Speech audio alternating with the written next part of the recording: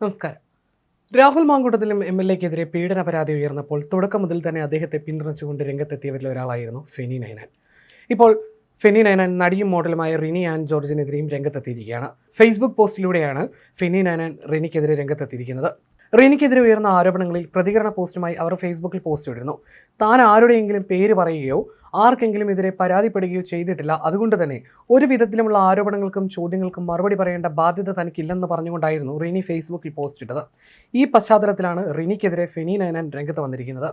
രാഹുൽ മാങ്കൂട്ടത്തിൽ എംഎൽഎക്കെതിരെ ഇപ്പോൾ വന്ന മൂന്നാമത്തെ പരാതിക്കാരിയെ റിനി ആൻ ജോർജ് 2025 ഓഗസ്റ്റിൽ തന്നെ അങ്ങോട്ട് ബന്ധപ്പെട്ടിരുന്നുവെന്ന് ആരോപിച്ചാണ് ഫെനി നൈനാൻ രംഗത്ത് വന്നിരിക്കുന്നത്. ഇക്കാര്യം മൂന്നാമത്തെ പരാതിക്കാരി തന്നോട് ചാറ്റിൽ പറഞ്ഞിട്ടുണ്ടെന്നാണ് ഫെനി ഫേസ്ബുക്കിൽ കുറിച്ചത്.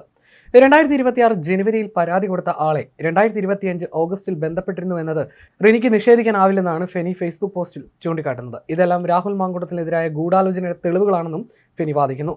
ഉഭയകക്ഷി സമ്മതപ്രകാരം നടന്ന ബന്ധത്തെ ബലാത്സംഗമാക്കി മാറ്റിയതിൽ നടന്ന ഗൂഢാലോചനകൾ ഓരോന്നായി പുറത്തുവരും. റിനിയുടെ മുഖത്ത് കള്ളത്തരമുണ്ടെന്നും ഫെനി ഫേസ്ബുക്കിൽ കുറിക്കുന്നു. ഫെനി നൈനാന്റെ ഫേസ്ബുക്ക് കുറിപ്പ് ഇങ്ങനെയാണ്. റിനി ആൻ ജോർജിന്റെ കഴിഞ്ഞ ദിവസത്തെ പോസ്റ്റ് വായിക്കുകയായിരുന്നു. റിനിക്കെതിരെ വെളിപ്പെടുത്തലുകൾ വന്ന പശ്ചാത്തലത്തിലാണ് റിനി ആ പോസ്റ്റ് ഇട്ടത്. എനിക്കൊന്നും അറിയില്ല, ഞാൻ ആരുടെയും പേര് പറഞ്ഞിട്ടില്ല എന്നൊക്കെ പറഞ്ഞ് ഒരു പോസ്റ്റ്. അതിൽ വന്ന ഒരു കമന്റിന് റിനി മറുപടി പറഞ്ഞിരിക്കുകയാണ്. ഞാനൊരു പരാതിക്കാരിയെയും അങ്ങോട്ട് ബന്ധപ്പെട്ടിട്ടില്ല എന്ന്. എന്നാൽ എനിക്കൊരു കാര്യം പറയാനുണ്ട്.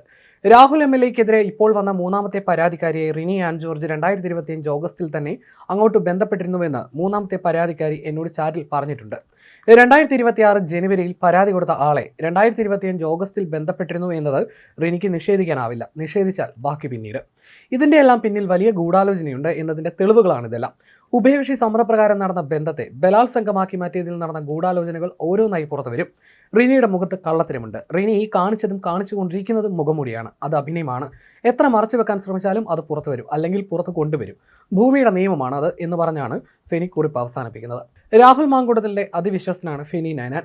KSUവിലൂടെ വളർന്ന നേതാവാണ് അദ്ദേഹം. രാഹുലിനെതിരെ പരാതികൾ ഉയർന്ന ഘട്ടം മുതൽ തന്നെ രാഹുലിന് പ്രതിരോധം തീർത്തുകൊണ്ടാണ് അദ്ദേഹം രംഗത്തെത്തിയത്. സംഘടനാ രംഗത്തുൾപ്പെടെ തൻ്റെ കഴിവ് തെളിയിച്ച വ്യക്തിയാണ് ഫെനി. KSU ബ്ലോക്ക് പ്രസിഡന്റായിരിക്കെ ആരോഗ്യമന്ത്രിക്കെതിരെ കറുത്ത മാസ്ക് ധരിച്ച് പ്രതിഷേധിച്ചതോടെ ക്രൂരമായ മർദ്ദനമേൽക്കുകയൊക്കെ ചെയ്തിട്ടുണ്ട്. നാട്ടിലെ പല പ്രവർത്തനങ്ങളിൽ അദ്ദേഹം സജീവമായി ഇടപെടുകയൊക്കെ ചെയ്തിരുന്നു. അങ്ങനെയുള്ള ഫെനി വിവാദത്തിൽപ്പെടുന്നത് യൂത്ത് കോൺഗ്രസ് സംഘടനാ തെരഞ്ഞെടുപ്പ് മുതലായിരുന്നു. ഇതുമായി ബന്ധപ്പെട്ട വ്യാജരേഖ വിവാദം ഉയർന്നപ്പോൾ അതിലെ പ്രതിസ്ഥാനത്ത് ഉയർന്നതും ഫെനിയുടെ പേരായിരുന്നു. പിന്നീട് നീലപ്പെട്ടി വിവാദത്തിൽ ഉൾപ്പെടെ ഫെനിയുടെ പേര് ഉയർന്നു വന്നിരുന്നു.